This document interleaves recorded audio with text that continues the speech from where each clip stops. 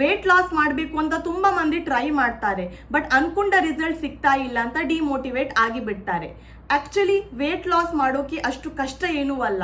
ನಿಮಗೆ ಕರೆಕ್ಟಾಗಿ ಮೆಥಡ್ ಗೊತ್ತಿದ್ರೆ, ಕರೆಕ್ಟಾಗಿ ಟಿಪ್ಸನ್ನು ನೀವು ಕರೆಕ್ಟಾಗಿ ನಿಯಮಿತವಾಗಿ ಫಾಲೋ ಮಾಡಿದರೆ ವೇಟ್ ಲಾಸ್ ಮಾಡೋಕೆ ನಿಮಗೆ ತುಂಬಾ ಈಸಿ ಅಂತ ಅನಿಸುತ್ತೆ. ಇವತ್ತಿನ ವಿಡಿಯೋದಲ್ಲಿ ನಾನು ನಿಮ್ಮ ಜೊತೆ 3 ಟಿಪ್ಸನ್ನು ಶೇರ್ ಮಾಡ್ತೀನಿ. ಈ 3 ಟಿಪ್ಸನ್ನು ನೀವು ನಿಮ್ಮ ದಿನನಿತ್ಯದ ರೂಟೀನಲ್ಲಿ, ಡೈಲಿ ರೂಟೀನಲ್ಲಿ ಇದನ್ನು ಇನ್ಕ್ಲೂಡ್ ಮಾಡಿದರೆ ನೀವು ನಿಮ್ಮ ವೇಟಲ್ಲಿ ತುಂಬಾ ಡಿಫ್ರೆನ್ಸ್ ಕಾಣ್ತೀರಾ. ಇವಾಗ ವಿದೌಟ್ ವೇಸ್ಟಿಂಗ್ ಟೈಮ್ ನಾನು ಟಿಪ್ ನಂಬರ್ 1ಗೆ ಹೋಗ್ತೀನಿ. ಟಿಪ್ ನಂಬರ್ ಏನಂದರೆ, ನಿಮ್ಮ ಡಯಟಲ್ಲಿ ಕಾರ್ಬೋಹೈಡ್ರೇಟ್ನ ಅಂಶ ಕಡಿಮೆ ಮಾಡಿ ಫೈಬರ್ನ ಅಂಶ ಜಾಸ್ತಿ ಮಾಡಬೇಕು. ಇವಾಗ ಕಾರ್ಬೋಹೈಡ್ರೇಟ್ ಅಲ್ಲಿ ಏನೆಲ್ಲ ಬರುತ್ತೆ, ಏನೆಲ್ಲ ಫುಡ್ ಐಟಮ್ಸ್ ಬರುತ್ತೆ ಅಂತ ನೀವು ಕೇಳೋದಾದರೆ, ರೈಸ್ ಐಟಮ್ಸ್, ಎಲ್ಲ ರೀತಿಯ ರೈಸ್ ಐಟಮ್ಸ್, ಜೊತೆಗೆ ಬ್ರೆಡ್, ಮೈದಾ ಐಟಮ್ಸ್, ರಿಫೈನ್ಡ್ ವೀಟ್ ಇರ್ಬೋದು, ಅಥವಾ ಶುಗರಿ ಐಟಮ್ಸ್, ಬಿಸ್ಕಿಟ್, ಸೋಡಾ, ಈ ಎಲ್ಲ ಫುಡ್ ಐಟಮಲ್ಲಿ ಕಾರ್ಬೋಹೈಡ್ರೇಟ್ನ ಅಂಶ ಜಾಸ್ತಿ ಇದೆ. ಇವಾಗ ಕಾರ್ಬೋಹೈಡ್ರೇಟ್ನ ನೀವು ತಗೊಂಡ್ರೆ, ಬಾಡಿಯಲ್ಲಿ ತಗೊಂಡ್ರೆ, ಇವಾಗ ರೈಸ್ ಐಟಮ್ಸ್ ಎಲ್ಲ ಹೆಲ್ದಿ ಐಟಮ್ಸ್, ಮನೆಯಲ್ಲಿ ಪ್ರಿಪೇರ್ ಮಾಡಿದ ಇಡ್ಲಿ, ದೋಸೆ, ಅದೆಲ್ಲ ಹೆಲ್ದಿ ಐಟಮ್ಸ್. ಅದನ್ನು ನಾವು ತಗೊಂಡ್ರೆ ನಮಗೆ ಕ್ವಿಕ್ಕಾಗಿ ಎನರ್ಜಿ ಸಿಗುತ್ತೆ. ಬಟ್ ನಾವು ಓವರ್ ಈಟ್ ಮಾಡಿದರೆ, ಅದನ್ನು ಬೇಕಾದ ಅಂಶಕ್ಕಿಂತ ನಾವು ಜಾಸ್ತಿ ತಗೊಂಡ್ರೆ ನಮ್ಮ ಬಾಡಿಯಲ್ಲಿ ಬೆಲ್ಲಿ ಫ್ಯಾಟಲ್ಲಿ, ಅಂದರೆ ಸೊಂಟದ ಸುತ್ತಮುತ್ತ ಬೊಜ್ಜು ಆಗಿ ಕನ್ವರ್ಟ್ ಆಗುತ್ತೆ. ಕೆಲವು ಬಾಡಿ ಟೈಪ್ನ ಮೇಲೆ ಡಿಪೆಂಡ್ ಆಗುತ್ತೆ. ಕೆಲವರಿಗೆ ತೈಯಲ್ಲಿ, ಅಂದರೆ ತೊಡೆಯ ಮೇಲೆ ಫ್ಯಾಟ್ ಸ್ಟೋರ್ ಆಗುತ್ತೆ. ಸೊ ಇದನ್ನು ನಾವು ಓವರ್ ಈಟ್ ಮಾಡಿದರೆ, ಕಾರ್ಬೋಹೈಡ್ರೇಟ್ನ ಓವರ್ ಈಟ್ ಮಾಡಿದ್ರೆ ಅದು ನಮ್ಮ ಬಾಡಿಯಲ್ಲಿ ಫ್ಯಾಟ್ ಸ್ಟೋರ್ ಆಗಿ ನಮ್ಮ ವೇಟ್ ಜಾಸ್ತಿ ಆಗಲಿಕ್ಕೆ ಶುರುವಾಗುತ್ತೆ. ಇವಾಗ ಕಾರ್ಬೋಹೈಡ್ರೇಟ್ ಅಂಶವನ್ನು ಕಂಪ್ಲೀಟ್ ಆಗಿ ಸ್ಟಾಪ್ ಮಾಡಬೇಕು ಅಂತ ನಾನು ಹೇಳೋದಿಲ್ಲ, ಲಿಮಿಟಲ್ಲಿ ತಗೊಳ್ಬೇಕು. ಇವಾಗ ಎಷ್ಟು ಲಿಮಿಟ್? ಇವಾಗ ನೋಡಿ, ಇವಾಗ ಸೌತ್ ಇಂಡಿಯನ್ ಫುಡನ್ನು ನಾವು ಗಮನಿಸಿದರೆ, ಬೆಳಿಗ್ಗೆ ಬ್ರೇಕ್ಫಾಸ್ಟ್ಗೆ ಇಡ್ಲಿ, ದೋಸೆ ಆಗಿರ್ಬೋದು, ಅಥವಾ ಬ್ರೆಡ್ ಆಗಿರ್ಬೋದು, ಮೈದಾ ಐಟಮ್ಸ್ ಆಗಿರ್ಬೋದು ನಾವು ಜಾಸ್ತಿ ತಗೊಳ್ತೀವಿ. ಮಧ್ಯಾಹ್ನ ಊಟಕ್ಕೆ 1 ಪ್ಲೇಟ್ ರೈಸ್ ತಗೊಳ್ತೀವಿ, ಸಂಜೆ ಊಟಕ್ಕೆ 1 ಪ್ಲೇಟ್ ರೈಸ್. ಎಲ್ಲ ನಮ್ಮ ಒಂದು ಸೌತ್ ಇಂಡಿಯನ್ ಫುಡನ್ನು ಗಮನಿಸಿದ್ರೆ ಎಲ್ಲ ಒಂದು ಮೀಲಲ್ಲಿ ನಮ್ಮ ಕಾರ್ಬೋಹೈಡ್ರೇಟ್ನ ಅಂಶ ಜಾಸ್ತಿ ಇರುತ್ತೆ. ಇದರಿಂದ ನಮಗೆ ವೇಟ್ ಬೇಗ ಕ್ವಿಕ್ ಆಗಿ ಗೇನ್ ಆಗುತ್ತೆ. ಇವಾಗ ನೀವು ಏನು ಮಾಡಬೇಕು ಅಂದರೆ ಅದನ್ನು ಕಡಿಮೆ ಮಾಡಬೇಕು. ಇವಾಗ ನೀವು ರೈಸ್ ಕಡಿಮೆ ಮಾಡಿದ್ರ, ಇವಾಗ ರೈಸ್ ಕಡಿಮೆ ಮಾಡಿದ್ರೆ ಏನೊಂದು ತಗೊಳ್ಬೇಕು ಅಂದರೆ ಫೈಬರ್ನ ಅಂಶ ಜಾಸ್ತಿ ಮಾಡಬೇಕು. ಇವಾಗ ಫೈಬರ್ ಅಂದರೆ ನಾರಿನ ಅಂಶ. ವೆಜಿಟೇಬಲ್ಸ್ ಜಾಸ್ತಿ ತಗೊಳ್ಳಿಕ್ಕೆ ಶುರು ಮಾಡಿ, ಫ್ರೂಟ್ಸ್ ಜಾಸ್ತಿ ತಗೊಳ್ಬೋದು, ಹೋಲ್ ವೀಟ್ ಜಾಸ್ತಿ ತಗೊಳ್ಬೋದು, ಸಲಾಡ್, ಓಟ್ಸ್, ಇದನ್ನೆಲ್ಲವನ್ನು ನೀವು ರೈಸ್ ಐಟಮ್ಸಿಗಿಂತ, ಕಾರ್ಬೋಹೈಡ್ರೇಟ್ ಐಟಮ್ಸಿಗಿಂತ ಜಾಸ್ತಿ ತಗೊಳ್ಳಿಕ್ಕೆ ಶುರು ಮಾಡಬೇಕು. ಇವಾಗ ಫಾರ್ ಎಕ್ಸಾಂಪಲ್, ಇವಾಗ ನೀವು ಮಧ್ಯಾಹ್ನ ಊಟಕ್ಕೆ ಕುತ್ಕೊಂಡಿದ್ದೀರಾ, ಕಾಲು ಪ್ರಮಾಣದಷ್ಟು ಒಂದು ಚಿಕ್ಕ ಬೌಲಲ್ಲಿ ರೈಸ್ ತಗೊಂಡ್ರೆ ಅದಕ್ಕಿಂತ ಜಾಸ್ತಿ ಪ್ರಮಾಣದಲ್ಲಿ ನೀವು ವೆಜಿಟೇಬಲ್ಸನ್ನು ತಗೊಳ್ಬೇಕು. ಇವಾಗ ನೀವು ಒಂದು ಕಾಲು ಗ್ಲಾಸ್ ಅಥವಾ ಕಾಲು ಬೌಲ್ ರೈಸ್ ತಗೊಂಡ್ರೆ ಅರ್ಧ ಪ್ಲೇಟ್ನಷ್ಟು ನೀವು ವೆಜಿಟೇಬಲ್ಸ್, ಯಾವುದೇ ವೆಜಿಟೇಬಲ್ಸ್ ಪಲ್ಯ, ಹೆಲ್ದಿಯಾಗಿ ನಾವು ಮನೆಯಲ್ಲಿ ಮಾಡಿದ ಪಲ್ಯವನ್ನು ನೀವು ಜಾಸ್ತಿ ತಗೊಳ್ಬೋದು. ಇವಾಗ ಫೈಬರ್ ಅಂಶ ನೀವು ಜಾಸ್ತಿ ತಗೊಂಡ್ರೆ ನಿಮಗೆ ಲಾಂಗರ್ ಟೈಮ್ ತನಕ ಫುಲ್ನೆಸ್ ಫೀಲ್ ಆಗುತ್ತೆ. ಆ್ಯಂಡ್ ಕ್ಯಾಲರಿ ಕಡಿಮೆ ಇರೋದ್ರಿಂದ ನಿಮಗೆ ವೇಟ್ ಗೇನ್ ಆಗೋದಿಲ್ಲ, ನಿಮಗೆ ಫುಲ್ನೆಸ್ ಕೂಡ ಫೀಲ್ ಆಗುತ್ತೆ, ನಿಮ್ಮ ವೇಟ್ ಕೂಡ ಕಂಟ್ರೋಲಲ್ಲಿ ಇರುತ್ತೆ.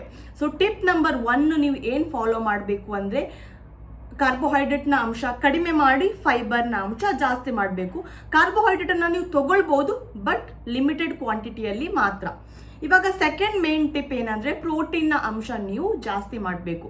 ಇವಾಗ ಪ್ರೋಟೀನ್ನ ಅಂಶ ಯಾಕೆ ಅಂದರೆ, ನೀವು ವೇಟ್ ಲಾಸ್ ಮಾಡಬೇಕು, ಹೌದು, ಅದರ ಜೊತೆಗೆ ಹೆಲ್ದಿಯಾಗಿ ವೇಟ್ ಲಾಸ್ ಮಾಡಬೇಕು. ನೀವು ಎಲ್ಲ ತಿನ್ನೋದನ್ನು ಸ್ಟಾಪ್ ಮಾಡಿಬಿಟ್ರೆ ನೀವು ತುಂಬ ಅನ್ಹೆಲ್ದಿ ಕಾಣ್ತೀರಾ. ಕೆಲವರು ನೀವು ಗಮನಿಸಿರ್ಬೋದು, ತುಂಬ ಕಡ್ಡಿಯಾಗಿ ಕಾಣ್ತಾರೆ, ಯಾಕೆಂದರೆ ಸರಿಯಾಗಿ ಅವರು ವೇಟ್ ಲಾಸ್ ಮಾಡ್ತಾ ಇಲ್ಲ. ನೀವು ಪ್ರೋಟೀನನ್ನು ಒಳ್ಳೆ ಪ್ರಮಾಣದಲ್ಲಿ ಡೈಲಿ ತಗೊಳ್ಳಿಕ್ಕೆ ಶುರು ಮಾಡಬೇಕು. ಇವಾಗ ನಾನ್ ವೆಜಿಟೇರಿಯನ್ ಆಗಿದ್ದರೆ ಚಿಕನ್ ಇದೆ, ಫಿಶ್ ಇದೆ, ಮೊಟ್ಟೆ ಇದೆ, ಇದನ್ನು ನೀವು ಡೈಲಿ ತಗೊಳ್ಳಿಕ್ಕೆ ಶುರು ಮಾಡ್ಬೋದು. ಒಂದು ವೇಳೆ ನಾನ್ ವೆಜಿಟೇರಿಯನ್ ಇದ್ದವರು ಚಿಕನ್, ಫಿಶ್, ಮೊಟ್ಟೆ ತಗೊಳ್ಬೋದು. ವೆಜಿಟೇರಿಯನ್ ಇದ್ದವರು ಪನ್ನೀರ್ ಆಗಿರ್ಬೋದು, ಟೋಫು ಸಿಗುತ್ತೆ, ದಾಲ್ನಲ್ಲಿ ಕೂಡ ತೊಗರಿಬೇಳೆ, ಬೇರೆ ಬೇರೆ ದಾಲ್ನಲ್ಲಿ ಕೂಡ ಪ್ರೋಟೀನ್ ಅಂಶ ಇದೆ. ಮೊಳಕೆ ಕಟ್ಟಿದ ಕಾಳುಗಳನ್ನು ಅದನ್ನು ಕೂಡ ನೀವು ಸಲಾಡ್ ಮಾಡಿ ಅಥವಾ ಏನಾದರೂ ಪಲ್ಯ ಮಾಡಿ ತಗೊಳ್ಬೋದು. ಅಥವಾ ಏನಿದೆ, ನಟ್ಸಲ್ಲಿ ಕೂಡ ಪ್ರೋಟೀನ್ ಅಂಶ ಇದೆ. ಸೊ ಹಾಗಾಗಿ ಪ್ರೋಟೀನ್ ಅಂಶ ನಿಮ್ಮ ಎವ್ರಿ ಮೀಲಲ್ಲಿ ನೀವು ಇನ್ಕ್ಲೂಡ್ ಮಾಡಬೇಕು. ಇದರಿಂದ ಕೂಡ ನಿಮಗೆ ಹೆಲ್ಪ್ ಆಗುತ್ತೆ, ಫುಲ್ನೆಸ್ ಫೀಲ್ ಆಗುತ್ತೆ, ನಿಮ್ಮ ವೇಟ್ ಲಾಸ್ ಹೆಲ್ದಿಯಲ್ಲಿ ಆಗಲಿಕ್ಕೆ ಕೂಡ ಹೆಲ್ಪ್ ಆಗುತ್ತೆ. ಜೊತೆಗೆ ಮೊದಲೇ ಹೇಳಿದಾಗೆ ಕಾರ್ಬೋಹೈಡ್ರೇಟ್ನ ಅಂಶವನ್ನು ಕಡಿಮೆ ಮಾಡಿ ಫೈಬರ್ನ ಅಂಶ ಜಾಸ್ತಿ ಮಾಡಬೇಕು, ಪ್ರೋಟೀನ್ ಅಂಶ ಕೂಡ ಸ್ವಲ್ಪ ಜಾಸ್ತಿ ಮಾಡಬೇಕು, ಇನ್ಕ್ಲೂಡ್ ಮಾಡಬೇಕು ಎವ್ರಿ ಮೀಲಲ್ಲಿ. ಥರ್ಡ್ ಟಿಪ್ ಏನಂದರೆ ನಿಮ್ಮ ಬಾಡಿಯನ್ನು ಮೂವ್ ಮಾಡಬೇಕು. ಇವಾಗ ಬಾಡಿಯನ್ನು ಮೂವ್ ಮಾಡಬೇಕು ಅಂತ ನೀವು ಜಿಮ್ಗೆ ಹೋಗುವ ಅವಶ್ಯಕತೆ ಅಂತೂ ಇಲ್ಲ. ನಿಮಗೆ ಒಂದು ವೇಳೆ ಅವಕಾಶ ಇದ್ದರೆ, ನಿಮಗೆ ಆಪರ್ಚುನಿಟಿ ಇದ್ದರೆ ಖಂಡಿತ ನೀವು ಹೋಗ್ಬೋದು. ನೀವು ಜಿಮ್ಮಿಗೆ ಹೋಗಿನೇ ನೀವು ವೆಯ್ಟ್ ಲಾಸ್ ಮಾಡಬೇಕು ಅಂತ ಏನೂ ಕೂಡ ಇಲ್ಲ. ಮನೆಯಲ್ಲಿ ಕೂಡ ಇದ್ದುಕೊಂಡು ನೀವು ವೆಯ್ಟ್ ಲಾಸ್ ಮಾಡ್ಬೋದು. ಇವಾಗ ಹೇಗೆ ವೆಯ್ಟ್ ಲಾಸ್ ಮಾಡಬೇಕು ಅಂದರೆ ಡೈಲಿ ವಾಕಿಂಗ್ ನೀವು ಮಾಡ್ಬೋದು.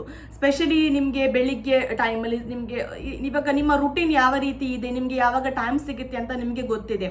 ಒಂದು ವೇಳೆ ನಿಮ್ಮ ಊಟ ಎಲ್ಲ ಆದಮೇಲೆ ನಿಮಗೆ ಸ್ವಲ್ಪ ಟೈಮ್ ಸಿಗ್ತಾ ಇದ್ರೆ ಸ್ವಲ್ಪ ಹೊತ್ತು ಊಟ ಆದಮೇಲೆ ಒಂದು 10 to 15 ಮಿನಿಟ್ಸ್ ಆದರೂ ವಾಕ್ ಮಾಡ್ಬೋದು.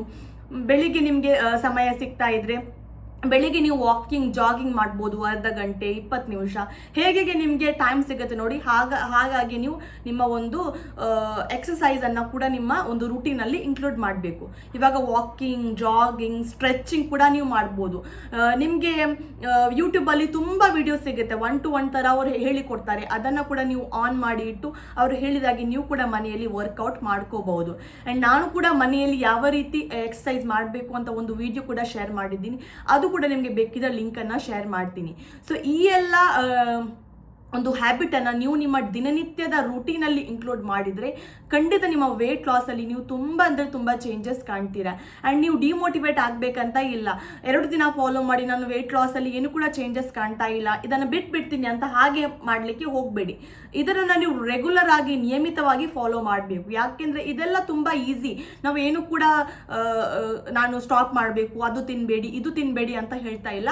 ಹೆಲ್ದಿ ಅಂಶದಲ್ಲಿ, ಲಿಮಿಟೆಡ್ ಅಂಶದಲ್ಲಿ ಹೆಲ್ದಿಯಾಗಿ ನೀವು ತಿಂದರೆ ನಿಮಗೆ ತುಂಬಾ ನೀವು ಚೇಂಜಸ್ ಕಾಣ್ತೀರಿ ನಿಮ್ಮ ವೆಯ್ಟಲ್ಲಿ.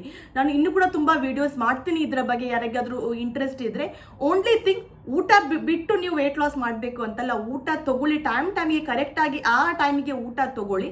ಬಟ್ ಕಾರ್ಬೋಹೈಡ್ರೇಟ್ನ ಅಂಶ ಸ್ವಲ್ಪ ಕಡಿಮೆ ಮಾಡಿ, ಫೈಬರ್ನ ಅಂಶ, ನಾರಿನ ಅಂಶ ಜಾಸ್ತಿ ಮಾಡಿ, ಪ್ರೋಟೀನ್ನ ಅಂಶ ಎಲ್ಲ ಮೀಲಲ್ಲಿ ತಗೊಳ್ಳಿಕ್ಕೆ ಟ್ರೈ ಮಾಡಿ. ನೀರು ಚೆನ್ನಾಗಿ ಕುಡಿ. ನೀರು ಕೂಡ ಒಂದು ತುಂಬ ಇಂಪಾರ್ಟೆಂಟ್ ವೆಯ್ಟ್ ಲಾಸ್ ಮಾಡೋಕೆ ನಿಮಗೆ ತುಂಬಾ ಹೆಲ್ಪ್ ಆಗುತ್ತೆ. ಇದೇ ರೀತಿ ನಿಮಗೆ ಸೀರಿಯಸ್ ಆಗಿ ವೆಯ್ಟ್ ಲಾಸ್ ಐಡಿಯಾಸ್ ಬೇಕಿದ್ರೆ ನಾನು ಖಂಡಿತ ಇದರ ಬಗ್ಗೆ ಆದಷ್ಟು ವಿಡಿಯೋ ಮಾಡಲಿಕ್ಕೆ ಟ್ರೈ ಮಾಡ್ತೀನಿ. ಇಷ್ಟು ಹೇಳ್ತಾ ಇವತ್ತಿನ ವಿಡಿಯೋವನ್ನು ಎಂಡ್ ಮಾಡ್ತೀನಿ. ನಿಮಗೆ ಹೆಲ್ಪ್ಫುಲ್ ಆಯ್ತಂತ ಅನ್ಕೊಳ್ತೀನಿ. Thanks for watching. ಧನ್ಯವಾದಗಳು.